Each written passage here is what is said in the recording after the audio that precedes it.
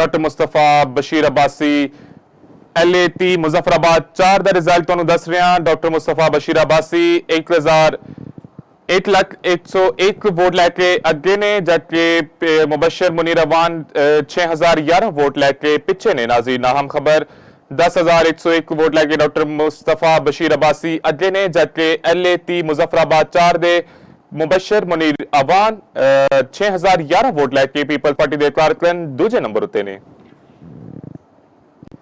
Mohammad Ishfaq Zafar peoples party के रहनुमा 4,414 vote लैके अगे, जबकि PMLN के रहनुमा 3,398 वोट लैके मोहम्मद फारूक हैदर खान दूजे नंबर उत्ते जा रहे हैं। LA32 मुजफ्फराबाद 6 का रिजल्ट तो तुहानू आगाह करें। नाज़रीन इन्हां दे टोटल 163 पोलिंग स्टेशन ने 22 का रिजल्ट मौसूल हो चुका है। 4,414 वोट लैके मोहम्मद इशफाक जफर अगे जा रहे हैं। नाजरीन फारूक हैदर खान साबिक वज़ीर आज़म भी रह चुके हैं। PMLN के पिछे फिलहाल जा रहे हैं 3,398 वोट लैके। उन्होंने मद्दे मुकाबिल मोहम्मद इशफाक जफर 4,414 वोट लैके पीपल्स पार्टी के कारकुन अगे जा रहे हैं। नाजरीन LA32 मुजफ्फराबाद 6 का रिजल्ट तुहानू दस रहे हुण LA33 मुजफ्फराबाद 7 का रिजल्ट दस रहे तुहानू 3,531 वोट लैके मोहम्मद रशीद PMLN के कारकुन अगे जा रहे हैं, जबकि दीवान अली खान पीपल्स पार्टी के रहनुमा 3,408 वोट लैके दूजे नंबर उत्ते जा रहे हैं। नाजरीन इन्हां दे टोटल 155 पोलिंग स्टेशन सन। 12 पोलिंग स्टेशन का रिजल्ट मौसूल हो चुका है। गैरत में गैर सरकारी नताइज तो तुहानू आगाह कर रहा। चौधरी मोहम्मद इस्माइल LA35 जम्मू 2 तो 18,788 वोट लैके अगे, जबकि सरदार मोहम्मद गयास इंडिपेंडेंट आजाद उम्मीदवार ने 5,241 वोट लैके पिछे ने।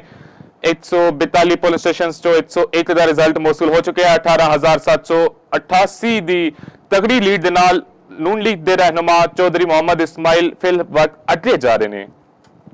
LA37 जम्मू 4 तो मरियम जावेद PMLN की 17,979 वोट लैके अगे ने, जबकि आजाद उम्मीदवार उस्मान अलीम 13,600 वोट लैके पिछे रह गए ने। LA37 जम्मू 4 का रिजल्ट तुहानू दस रहे हैं। टोटल 185 पोलिंग स्टेशन ने 113 का रिजल्ट मौसूल हो चुका है।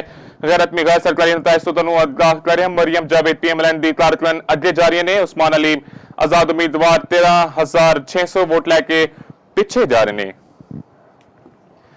जिशान अली PMLN दे कारकुन अगे जा रहे हैं 3,829 वोट लैके। LA38 जम्मू 5 115 पोलिंग स्टेशन तो 36 का रिजल्ट मौसूल हो चुके हैं। मोहम्मद अकबर चौधरी उन्होंने मध्य मुकाबल पाकिस्तान मुस्लिम लीग काफ के पिछे जा रहे हैं। 3,101 वोट हासिल किए उन्होंने। हजे तक तगड़ा मुकाबला इन्हों का भी जा रहा है। 3,829 वोट लैके फिल वक्त तक जिशान अली अगे जा रहे हैं। 115 चो 36 पोलिंग स्टेशन का रिजल्ट मौसूल हो चुका है। LA38 जम्मू 6 इस तो अलावा राजा मोहम्मद सदीक PMLN के कारकुन 8,397 वोट लैके अगे जा रहे हैं। LA39 जम्मू 6 का रिजल्ट तो नाजरीन दस रहा। पीपल्स पार्टी के रहनुमा चौधरी फखर जमान 3,952 वोट लैके दूजे नंबर उत्ते जा रहे हैं। अहम खबर नाजरीन शामिल कर तुहानू दसते चलिए आमिर अब्दुल गफार पीपल्स पार्टी के रहनुमा 325 वोट लैके अगे, जाके IPP के रहनुमा 49 वोट लैके मोहम्मद सलीम भट्ट दूजे नंबर उत्ते जा रहे हैं। LA40 कश्मीर वैली 1 तो 47 पोलिंग स्टेशनों विचों 3 का रिजल्ट मौसूल हो चुका है। बड़ी तगड़ी लीड के नाल आमिर अब्दुल गफार अगे जा रहे हैं। पाकिस्तान पीपल्स पार्टी के रहनुमा 325 वोट हासिल किए हैं इन्होंने हुण तक।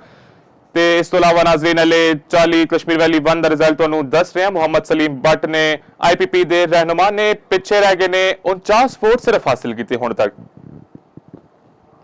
अगे चलिए नाजरीन तुहानू दसीए मोहम्मद आमिर शाह PMLN के 790 वोट लैके अगे ने। LA41 कश्मीर वैली 2 दे 19 पोलिंग स्टेशन चो 11 का रिजल्ट मौसूल हो चुका है।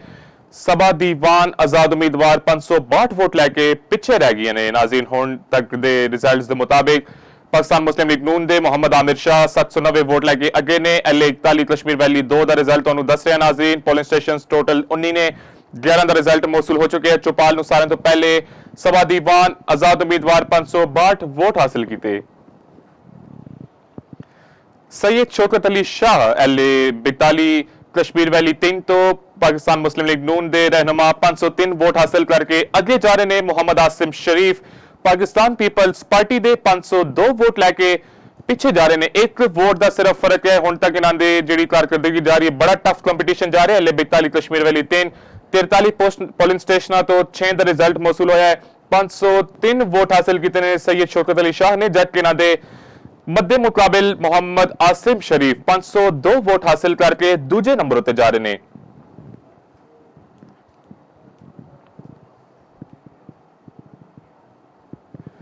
मोहम्मद यासीन लोन जित चुके ने। नाजरीन हुण तुहानू बराह रास्त दसते चलिए LA 43 कश्मीर वैली 4 10 दे 10 पोलिंग स्टेशन का गैर हतमी गैर सरकारी नतीजा चौपाल नू मौसूल हो चुका है। नाजरीन मोहम्मद यासीन लोन पाकिस्तान मुस्लिम लीग नून दे जीत चुके ने 1276 वोट हासिल करके। उन्होंने मध्य मुकाबिल जावेद बाटसन जेड़े तगड़ी लीड दे नाल हार चुके ने।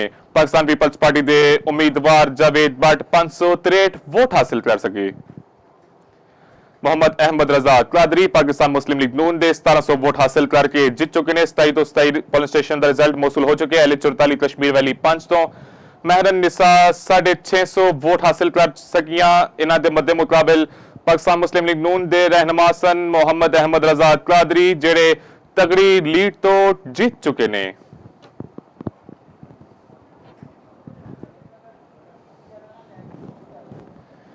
चौपाल नाजरीन तो सारे तो पहले गैर हतमी गैर सरकारी नताइज तो आगाह कर रहा है। अगले चलिए LA 45 Kashmir valley 6 41 polling station का रिजल्ट मौसूल हो चुका है।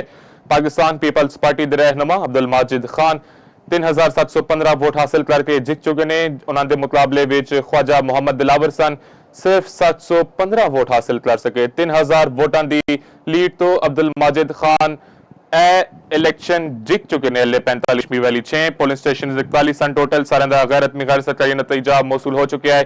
3715 वोट हासिल करके अब्दुल माजिद खान जीत चुके ने।